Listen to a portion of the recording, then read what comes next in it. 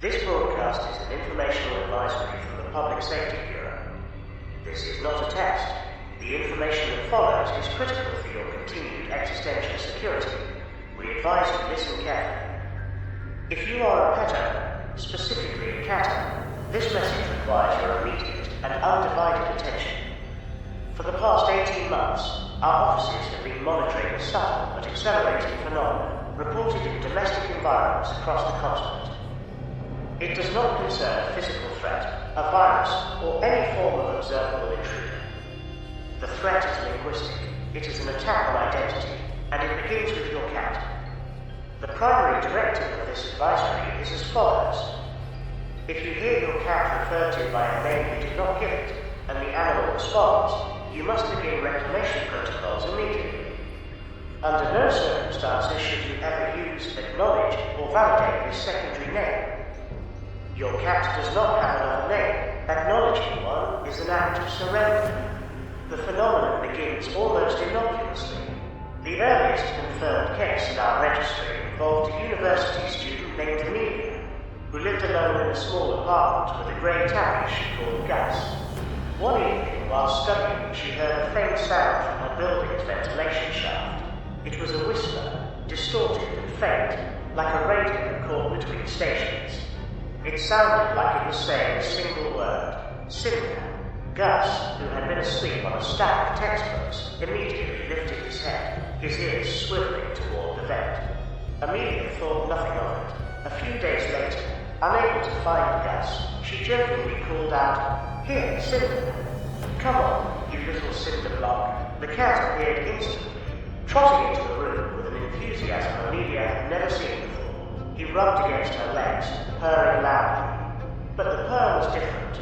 It had a strange, resonant quality, a low thrum that she could feel in her teeth. That night, Gus refused to sleep on her bed.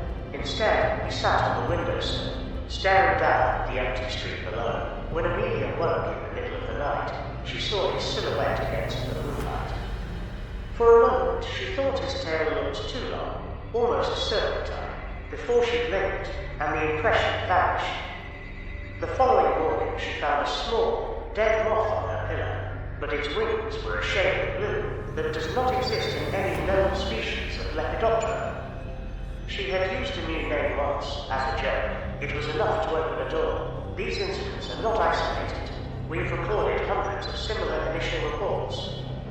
The new name is often introduced from an external source, a misremembering neighbor, a child's voice from a passing car, a fragment of conversation overheard through a wall. The name itself is often thematically linked to the cat's appearance, but always slightly off. Black cat named Midnight is called Shade. A ginger cat named Cheeto is called Ember. The names are real words, but they feel hollow, descriptive tags rather than loving titles. The second stage of the phenomenon is acceptance. Once the new name has been introduced, the owner begins to notice their pet responding to it. The response is always immediate and unusually affectionate, as if the cat is rewarding the owner for using the correct name. This is the most critical junction. Continued use of the false name solidifies a connection we do not fully understand. Owners report their cats begin to act as sentinels.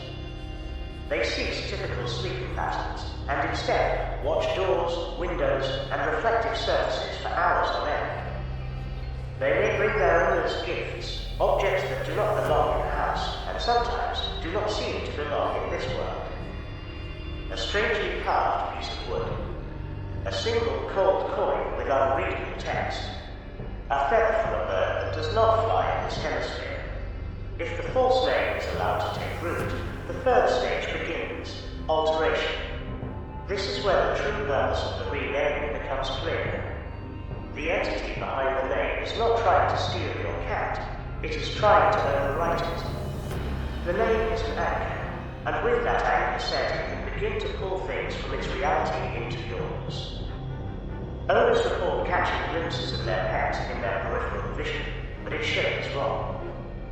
The proportions are distorted, the colors are muted, the limbs are too long or too short. When they turn to look directly, the cat is normal again. They may hear the new name whispered in their home, even when they are alone. The cat's own vocalizations will change. Meows will sound like echoes. Purrs will sound like distorted recordings of human speech. The pet itself will begin to show signs of distress, as if it is aware of its own corruption. It may become withdrawn and fearful, hiding from the very owner it once sought affection from. It is fighting a battle for its own identity, and it is losing. This leads to the final stage, manifestation. In every documented case where a family fully adopted the new name, the original pet was effectively lost. The creature that remains may look like your cat, but it is merely a vessel, a perfectly rendered puppet that serves as a beachhead for the entity that named it. The home itself becomes compromised. Doors will be found unlocked. Objects will move on their own. Family photographs will begin to subtly change. A smile will look more like a grimace, or the eyes of a loved one in a picture will seem to be looking at something just over your shoulder. The entity has gained access, and once it has established its first anchor, it will begin seeking a second. It will start trying to rename other things in the house, and then it will try to rename you. However, this process is not irreversible. The connection can be broken. If you recognize the signs, you must act with intention and immediacy. You must rescue your companion. This is the official reclamation protocol. Cease all use of the false name. Erase it from your vocabulary. If you have written it down, you must burn the paper. Never speak it aloud again. You must reassert your pet's true name, the name you gave it.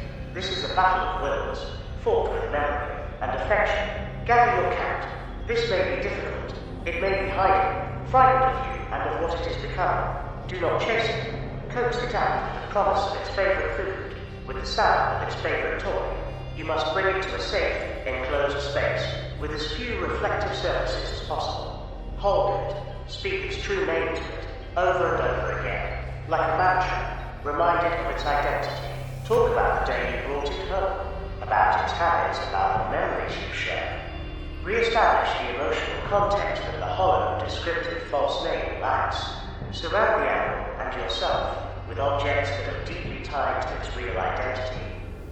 Its favorite blanket, its first collar, photographs of you together. You are rebuilding the firewall of its identity, reinforcing the reality you both share against the one that seeks to intrude. During this process, the animal may show extreme distress. It may hiss or cry. You may hear strange noises from outside the room. The whispers of the false name may become louder, more insistent. You must not falter. Your focus and your emotional certainty are the only weapons you have. You are fighting for the soul of your pet. When the reclamation is successful, you will know. The cat will relax. Its purr will return to normal. It will seek genuine comfort from you, not as a reward, but as a recognition of your shared bond. It will be exhausted, and it will sleep for a long time. For the next 7 weeks, do not let it out of your sight. Keep it close. Reinforce its true name daily. The entity may attempt to re-establish contact, but its anchor will be gone. We do not know the origin of these entities. We do not know their ultimate goal.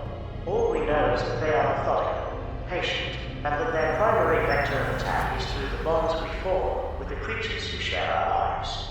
They see the love we have for our pets and mistake it for a vulnerability. They are wrong. That love is our greatest defense. Check on your pets. Listen to their sounds. Look at their reflections, and remember the name you gave them. It is more powerful than you can possibly imagine. Because if you allow their name to be stolen, you invite the thief into your home, and one day, late at night, you may hear a whisper from the shadows of your room, and it will be calling you by a new name. And the most terrifying part is that you will feel a deep, instinctual urge to answer.